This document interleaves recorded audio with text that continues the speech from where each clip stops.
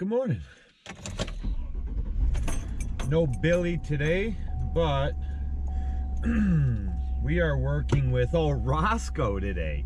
He has a couple hedge trimming jobs he's behind on. He took me to pick up this truck last night. Let me show you something. Okay, you see how, well, right now it shows it's in park, right?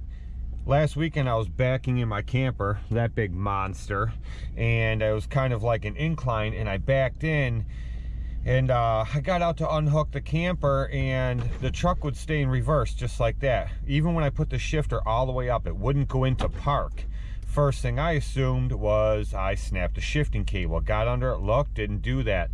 So then I started looking at other stuff, and down inside the column here, there's what's called it's called a shift interlock solenoid, and it's like a rod with a black box. It just, you pop it off the two prongs, top and bottom, and a plug in it. I got one of those, changed it out, it was like 35 bucks. It didn't fix the problem.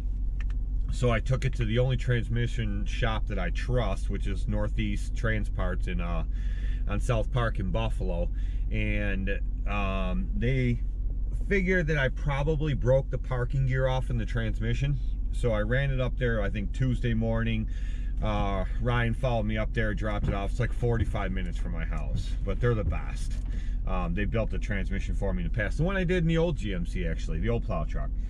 And so they built that one for me, and it was phenomenal. So I went back there again. Well, come to find out, the shifting cable that comes down from the shifter, it goes down through the dash, under the carpet, back through, out the floorboards in the bottom, and then connects to the clip that goes to the transmission. I don't know if this is gonna wobble or not.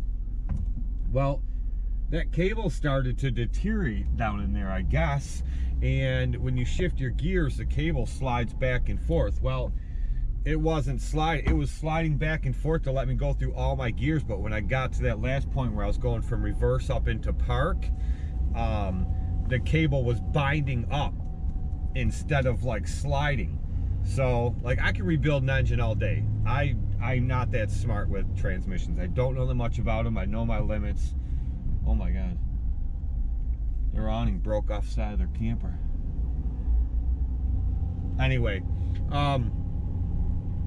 so the cable was just, it was shot. So they ended up changing it out, and it was funny because the day that it happened, I was taking it to the transmission shop. I was on the phone with Brian Shane, and his wife's Jeep did the same exact thing.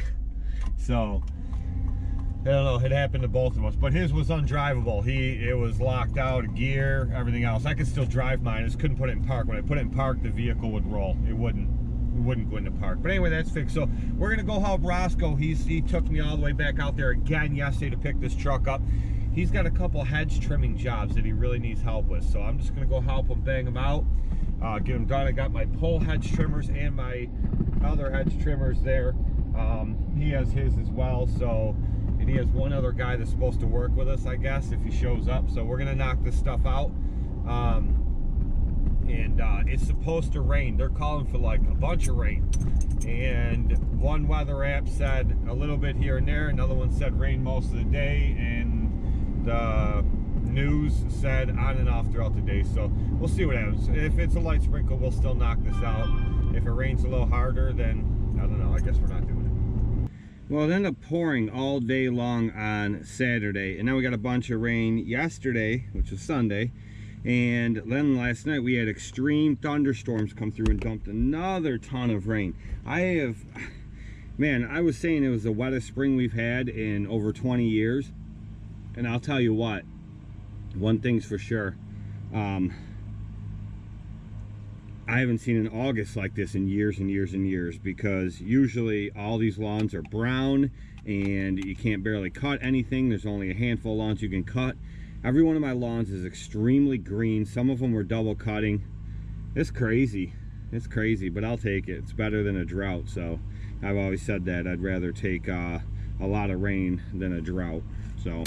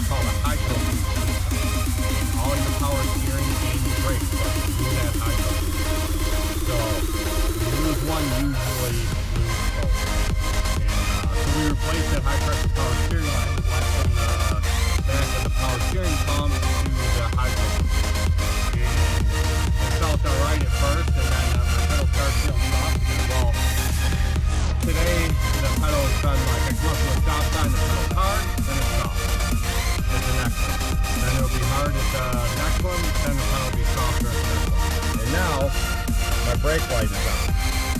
So usually when the brake light is on, that means you're losing fluid. So I checked and my brake fluid's up where it's supposed to be, power steering fluid's up where it's supposed to be, and I looked at all 4 wheels underneath and none of them are leaking, none of them are wet. So that tells me that the hydro boost probably took a shit again, which I had this truck for a few years and the original one went, so I went and got one out of a boneyard and I replaced that, and I got about a year out of that, and then it took a crap again, and I think it was either last year or the year before, Ryan and I replaced the hydro boost again, and that one was brand new. So I think that that's what's gone again. Now my pedal's really soft and I don't have a lot of brakes. I have enough, but what do you do in a situation like this? And I'll tell you, if you're a little bit from getting home and you need to get home and your brakes aren't that great, if you have a trailer that has trailer brakes, now I know this is not the safest way to do it. I know that, you know, it's dangerous, and so before any of you comment that, this is what you do to get you out of a bind. See my brake controller right there? All I do is I turn the dial up on the brake controller, because, you know, you do this enough years, it'll happen to you. And this has happened to me before. But all I do is I crank up the dial on the brake controller so that I'm using a lot more pressure on my trailer brake. So I go slow to where I don't have to hammer on it and hammer on the brakes, and, you know, I just take it easy, and I'm using my trailer to stop me. So I still have a little bit of brakes on the truck. I mean, they're still working, they're just not working as great as they should be. So, you know, just to get me to where I need to be, I just crank up that dial on the brake controller and let my trailer brakes do the work and slow me down.